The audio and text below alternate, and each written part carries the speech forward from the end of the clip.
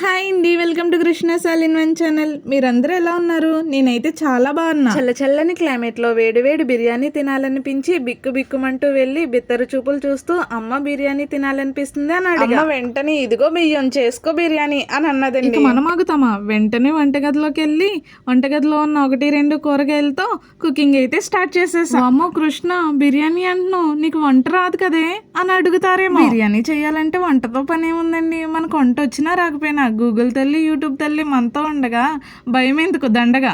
ఎందుకైనా మంచిది జాగ్రత్త అని అంటారేమో. మీరంత వర్రీ అవ్వకండి. ఈ రోజుల్లో ఇట్టా కొడితే అట్టా వస్తున్నాయి. ఏ రెసిపీ అయినా సరే. వర్రీ లేదు, వంకాయ పులుసు లేదు, కుక్కలైనా వాసన చూస్తాయా నీ బిర్యానీని అని అంతే మా డౌట్ అని అంటారేమో. అమ్మో, మరీ కూరలో కరివేపాకు తీసి పడేసినట్టు నన్ను అలా తీసి పడేకండి. నాకు కూడా కొంచెం వంట వచ్చు. ఈ బిర్యానీకి నాకు ఎన్ని మార్కులు వేస్తారు 10కి? కామెంట్ చేసేయండి. వీడియో మీకు నచ్చినట్లయితే please like, share and subscribe to my channel.